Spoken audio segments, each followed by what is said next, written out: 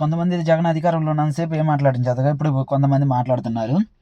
ఏం మాట్లాడుతున్నారని అంటే, సెట్టు వెంకటేశ్వర స్వామి సెట్టు గుడికి పోకుండా వెంకటేశ్వర స్వామి సెట్టు ఇంట్లో వేసుకుంటూ గుళ్ళు పోవటం ఇష్టం లేక అందుకే ఓడిపోయినానంటే, ఇప్పుడు గుళ్ళో పోవటం ఇష్టం లేకుండా చేసుకున్నానంటే అతని నమ్మకం అతనిది. అతను గుళ్ళకు పోవటం అతనికి ఇష్టం లేదు. అతను సెట్ వేసుకుంటే తప్పేముంది? ఇప్పుడు ప్రతి ఒక్కడు అందరూ హిందూ దేవుళ్ళు నమ్ముకున్న వాళ్ళే ఉన్నారు. మరి అలాంటప్పుడు వాళ్ళు గెలిచిన తర్వాత ఎందుకని ఫస్ట్ చర్చిలకు కానీ మసీదులకు కానీ వాటికి పోవట్లేదు?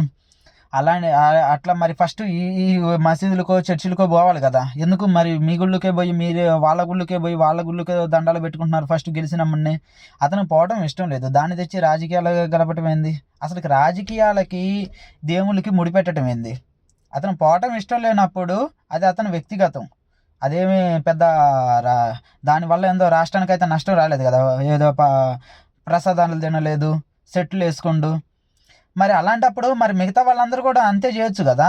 అందరి మతాలని అందరి కులాలను గౌరవించవచ్చు కదా. ఇక్కడ కులం మతం కాదు, అది రాష్ట్రం అనేది అభివృద్ధి జరగలేదు కాబట్టి అభివృద్ధి పనులు చేయకుండా పెట్టి సంక్షేమాన్ని నమ్ముకుండు కాబట్టి దాని గురించి ఓడగొట్టారు.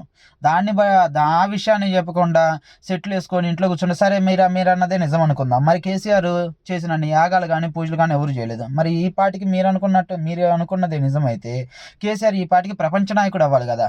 రాష్ట్రమో దేశమో కాదు, ప్రపంచ నాయకుడు అవ్వాలి కదా. ఎందుకంటే కేసీఆర్ చేసిన పూజలు ఎవరూ చేయలేదు, కేసీఆర్ చేసిన యాగాలు ఎవరూ చేయలేదు, కేసీఆర్ వాస్తుల కోసం ఖర్చు పెట్టినట్టు ఎవరు డబ్బులు ఖర్చు పెట్టలేదు. అలాంటప్పుడు మరి ఆ పూజలు ఆ పునస్కారాలు ఆ దేవుళ్ళే కేసీఆర్ని రక్షించలేదు కదా. ఇక్కడ నేను ఒక దేవుణ్ణో ఒక కులాన్ని మతాన్ని ఎవరిని అనట్లేదు. పూర్తిగా ఆలోచించండి. ఇక్కడ రాష్ట్ర అభివృద్ధి ముఖ్యం, దేశాభివృద్ధి ముఖ్యం. అంతేగాని ఈ దేవుని నమ్ముకోపోవటం వల్ల ఎట జరిగిందని అంటే, మరి నమ్ముకున్న వాళ్ళందరూ ఎందుకు గెలవలేదు? మరి మిగతా టీడీపీలో కూడా చాలా మంది ఓడిపోయారు. మరి వాళ్ళందరూ వేరే దేవుళ్ళు నమ్ముకున్నారా? వాళ్ళందరూ కూడా నమ్ముకుంది హిందువుల దేవుళ్ళనే కదా.